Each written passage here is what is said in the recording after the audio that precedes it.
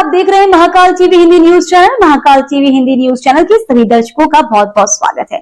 मैं हूं आपके साथ अंकिता। आइए शुरुआत करते हैं आज की कुछ खास खबरों से। राजधानी लखनऊ में एमएलए पल्लवी पटेल का अनिश्चितकालीन धरना लगातार जारी है। वह चौधरी चरण सिंह की प्रतिमा के नीचे बैठकर अपनी मांगों को लेकर विरोध प्रदर्शन कर रही हैं। पल्लवी पटेल ने उत्तर प्रदेश सरकार के मंत्री आशीष पटेल पर भ्रष्टाचार की गंभीर आरोप लगाए हैं।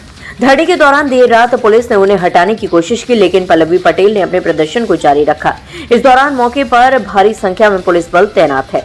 विधायक पल्लवी पटेल का कहना है कि वह तब तक धरने से नहीं हटेंगी जब तक उनकी मांगे पूरी नहीं हो जाती। धरना स्थल पर उनके समर्थक भी मौजूद हैं और सरकार के खिलाफ नारेबाजी कर रहे हैं। ये मामला धीरे धीरे तूल पकड़ रहा है और इसे लेकर राजनीतिक हलकों में भी चर्चाएं तेज हो गई हैं। आपको बता दें कि लखनऊ में विधानसभा परिसर के भीतर विधायक पल्लवी पटेल का धरना जारी है। वह चौधरी चरण सिंह की प्रतिमा के नीचे बैठकर अपनी मांगों को लेकर विरोध कर रही है। धरने के बीच यूपी सरकार की ओर से संसदीय कार्य मंत्री सुरेश खन्ना मध्यस्थता के लिए पहुंचे। साथ ही प्रमुख सचिव विधानसभा भी पल्लवी पटेल को समझाने और धरना खत्म कराने की कोशिश कर रहे हैं।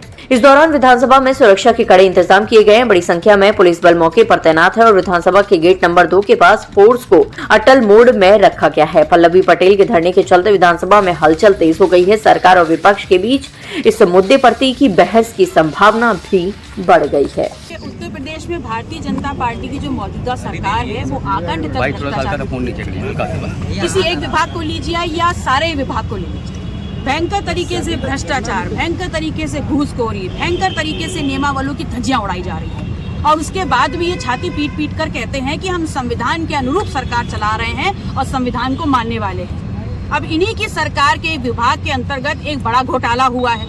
250 लोग जो अर्हताएं पूरी नहीं करते, क्वालिफाइड नहीं हैं, उनको नियम विरुद्ध तरीके से पदोन्नति दे दी जाती है और पदोन्नति देने के बहाने प्रति व्यक्ति से 25-25 लाख रुपए सीधे सीधे इस प्रदेश की मुखिया माननीय योगी जी के नाम पर अवैध वसूली करी जाती है। तो अब इससे हो क्या रहा है? इससे हो ये रहा है कि प्रथम दृष्टया जब अनक्वालिफाइड लोगों को पदोन्नति देकर के विभागाध्यक्ष और एचओडी बना दिया गया है, तो जो राजकीय कोष है उसमें प्रति व्यक्ति के हिसाब से लगभग पूरा इन टोटल प्रति वर्ष 50 करोड़ के ऊपर का अतिरिक्त भार पड़ रहा है। तो आपने उगाही भी करी और राजकीय कोष में भी डाका डाल दिया। नंबर 2, आप संविधान के अनुरूप और संविधान को मानने वाली सरकार होने की बात करते हैं भारतीय जनता पार्टी के लोग और भारतीय जनता पार्टी की सरकार, और हर विभाग में संवैधानिक नियमों की धज्जियां उड़ा रहे हैं। नंबर 3, वो लोग जो नियम अगर कायम रहते तो प्रतिभाशाली पिछड़ा समाज के लोग जो एज पर यूपीएससी के सिलेक्शन क्राइटेरिया एआईसीटी के नॉर्म्स पूरे करके विभागाध्यक्ष बनते, उनके लगभग 3000 अफसरों को लूट लिया गया है।